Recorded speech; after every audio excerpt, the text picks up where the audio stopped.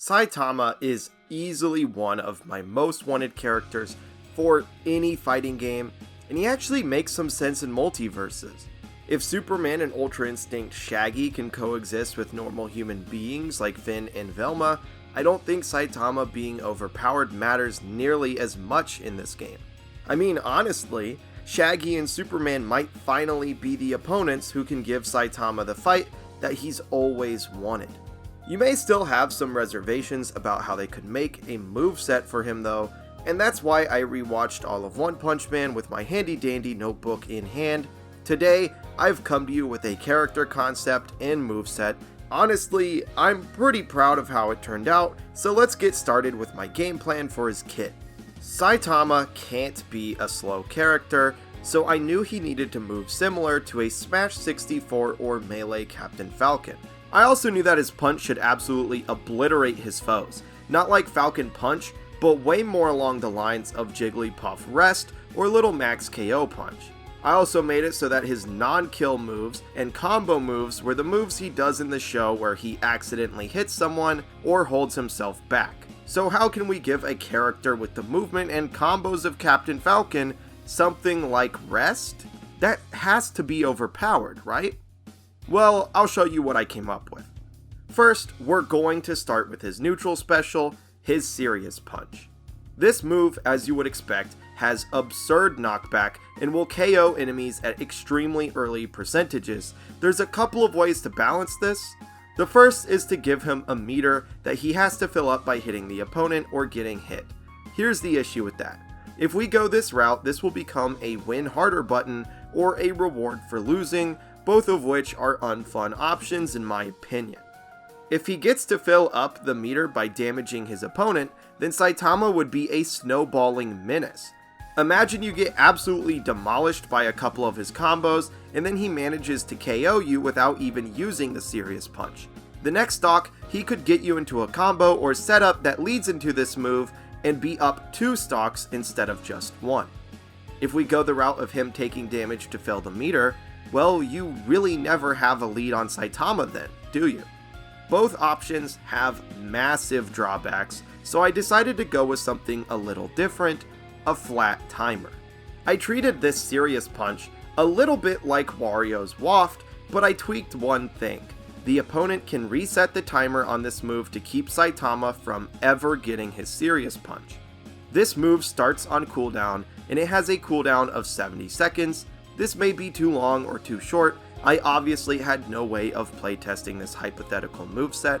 Once the 70 seconds are up, the very beginning guitar riff of Saitama's theme song will play to serve as an audio cue for when the Serious Punch is ready. The cooldown will begin from the start once Saitama uses this punch, or once the opponent KOs Saitama. That's right, if you KO Saitama before he gets the punch, he has to start over. This gives the opponent something they can actually do about the Serious Punch, and it encourages the opponent to tackle this problem aggressively. Now you may think that this would just encourage Saitama players to run away until he gets his Serious Punch, but that's where his passive is going to kick in.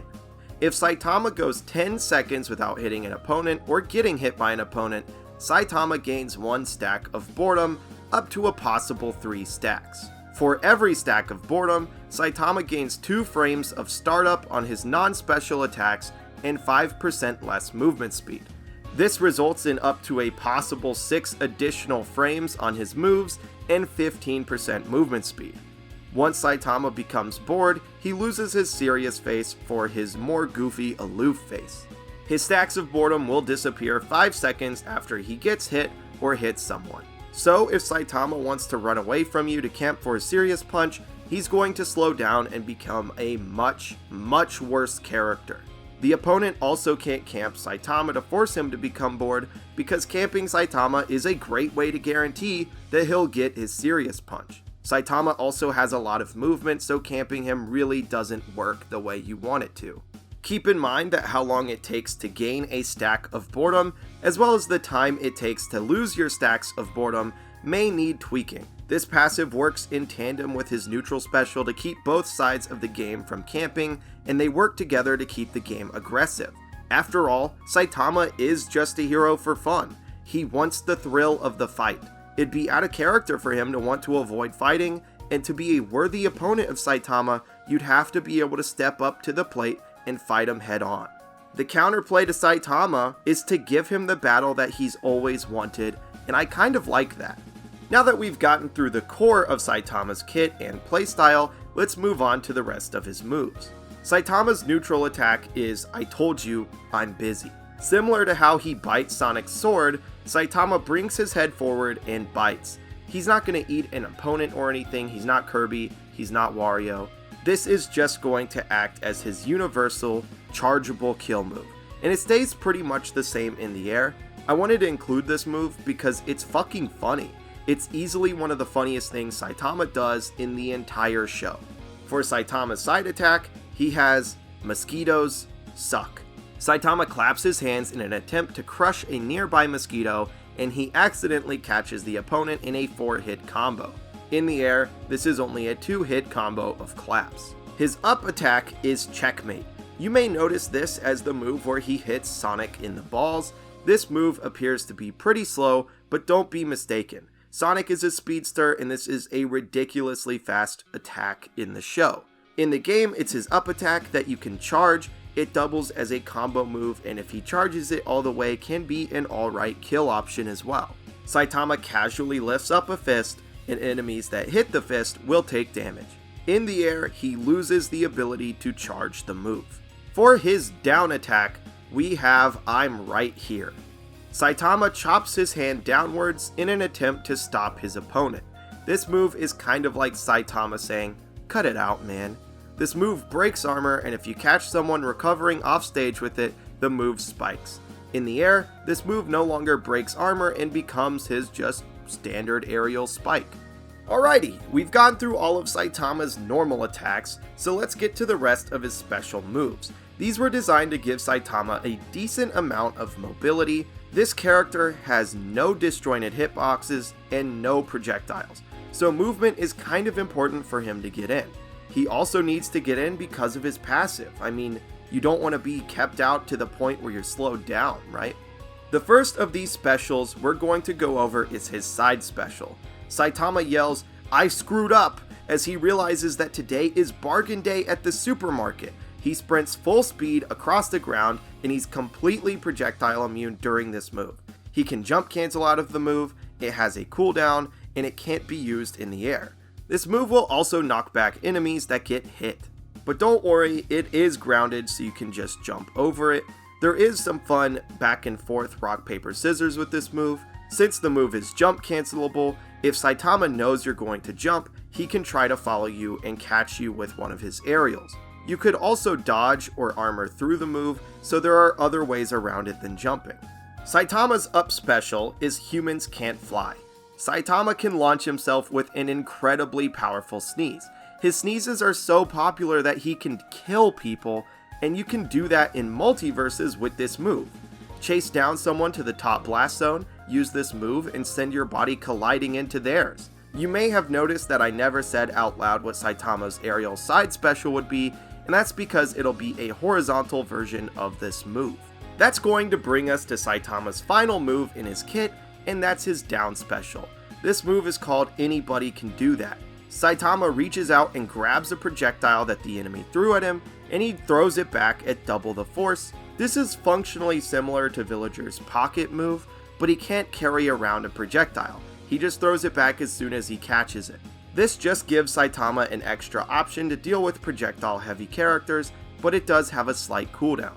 And that's going to do it for the moveset. I tried to go for a rushdown character with high mobility, but with a strong gimmick and a serious punch. I also wanted to replicate the pacing of actual Saitama fights, where if he hits an opponent and they don't immediately lose, he's holding back or hitting someone accidentally. The fight all builds up to Saitama taking it seriously and punching. That's what I tried to go for with this moveset, down to the theme playing for a second when he gets the punch. It's the only way I can see a Saitama moveset really being true to the character. Before we end this video, let's talk about some of the fun cosmetics we could get for Saitama. I would love all of his casual attire as skins, although I don't think we'll see the Opie hoodie with cartoon boobs. I would also love a manga skin for Saitama. I would imagine he'd be in black and white, and all of his dialogue would be muted. It would pop up in a speech bubble next to his face whenever he said something. That might be a little hard to do, but I think it'd be really freaking cool. There's also his martial arts tournament disguise, which definitely needs a mention. Characters like Genos, Tatsumaki, Garo, and Fubuki could all be really cool ring outs with the effects of their respective powers. Also, if you need a voice actor for Saitama, Max Mittelman is the English VA in the show, and he's done work for Warner Brothers before as Superman in the Teen Titans Go and DC Superhero Girls Mayhem in the Multiverse movie. And with that, I think I'm done. Overall, I'm actually extremely proud of this concept.